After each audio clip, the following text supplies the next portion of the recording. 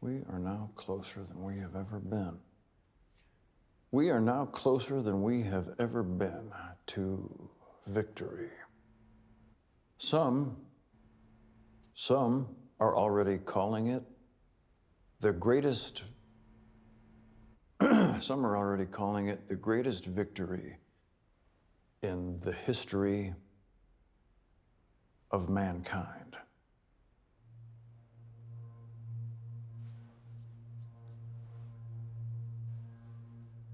Some are calling it already. We are closer than we have ever been to victory. Some are already calling it the greatest victory in the history of military campaigns. Let's pause here. This opening scene from Civil War, while simple in execution, points a good picture on what to expect in the film. Civil War, directed by Alex Garland, the director of such previous films like Ex Machina and Men, follows a group of journalists during the new American Civil War as they try to reach the White House to interview the president before rebel factions reach Washington, D.C. The film garnered massive attention by the general public for not only how polarizing and divisive the film was, but also for its large commercial success, making it the most profitable A24 film, as well as the most expensive at $50 million of a budget. Going into the film, you know to be disturbed and awakened by a dystopian story about the division of the United States, especially when releasing an election year of 2024, where division will maybe at an all-time high. The film itself is in practice the most bold use of show rather than tell this year, with many questions that were explored in the film but never answered, the most notable question being, why are they fighting? The audience, rather, is left with more of a picture of divided America than an explanation. This approach to the film, capturing it through the eyes of a journalist, creates for a very powerful storytelling all throughout Civil War.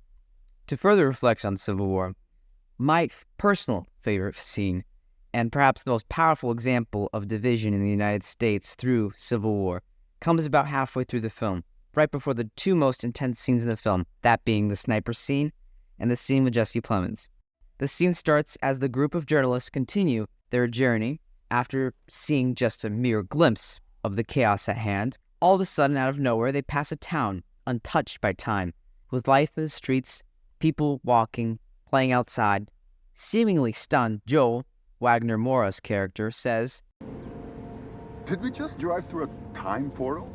Their curiosity leads them towards a clothing store, in perfect condition, just like a normal clothing store would be. Joel, once again, curious, asks, "Out of interest, but are you guys aware there's like a pretty huge civil war going on all across America?"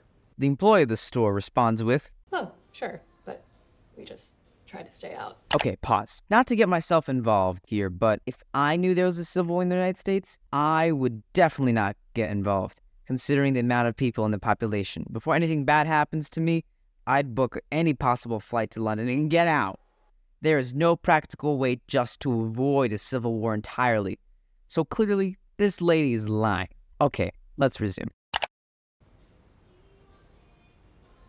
Stay out. With what we see on the news, seems like it's for the best. Let's pause again. Personally, I'd have the same reaction. Stay out? Stay out? Lady, have you lost your mind? Move to Canada. Get out of here. But in all seriousness, sometimes nations or towns stay neutral in war and decide to stay out and not be associated with any one cause. That's understandable. You have to do what you have to do to survive, as we've seen early in the film. Aggravating any one cause could lead to death. So reasonably, I don't entirely blame this lady for that response, but if I were in her boots, I'd be in the northernmost point of Canada by the second day of the Civil War. Okay, let's resume. We see Jesse, Kaylee Spaney's character, a young aspiring photographer who Lee, Kristen Dunst's character, who is a reputable photographer, and who took Jesse under her shoulder at the beginning of the film, says to Lee, "What? You're so war-torn you can't try on a dress?" From there on, Lee tries on a dress with Jesse photographing her. They have some innocent fun in the store, with even Joel coming in with a hat. This seems to be the first time in the film that Lee smiles and is in a happy, carefree state. Lee then walks out of the store back to Sammy, Stephen McKinley's Henderson's character, a veteran journalist, with him saying, You actually bought something? She did. Just paying now. It's so weird. This place is like everything I'd forgotten. Funny. I was thinking it felt like everything I remembered. Look at the tops of the buildings. Be subtle.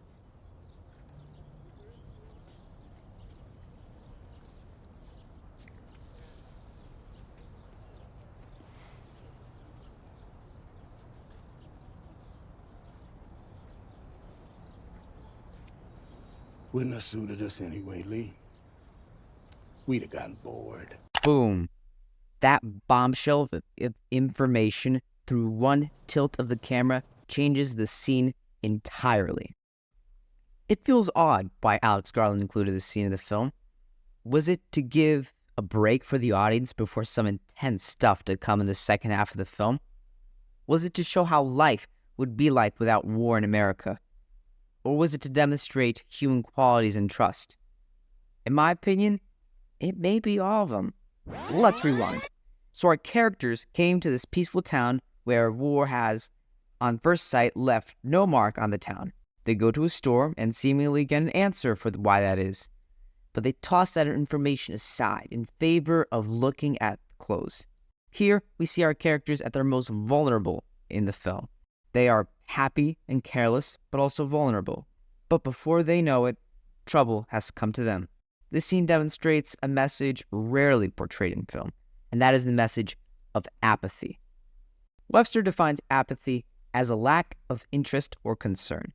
That doesn't take away the fact that these are dedicated journalists on the mission of a lifetime to find the truth.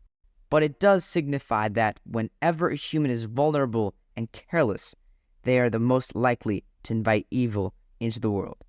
This message is brilliantly showcased in the scene through the use of the townspeople with guns on the roof of the building, overlooking them after very happily trying on clothes in the store. The message of apathy is best used in the context of war, or told in storytelling, like the message of apathy being shown in Bob Fosse's 1972 film, Cabaret. The main protagonists of that film decide to open their hearts to the glitz and glamour of 1930s Berlin, avoiding the signs of radical Nazi ideologies, and before they know it, their cabarets and clubs are full of Nazis. This signifies the vulnerability of those who avoid acknowledging evil at its presence. The same could be said for this scene. That's what makes this scene so particularly powerful to me, making me vastly more interested in the film from that point onward. Other messages of accepting the reality, the sphere of influence, and the illusion of happiness, as well as many other messages, can be picked up from this scene. I hope I demonstrated to you why this scene is so powerful, in my opinion. But for those who have seen Civil War, you may be still questioning, why this scene? After all, this specific scene doesn't even address the main message of the film, that being the message of division. Comparatively, the Jesse Plemons scene, which is undoubtedly the most intense scene in the film, does capture a strong message, but doesn't care to tell much further than an example of division and how passionate causes could be.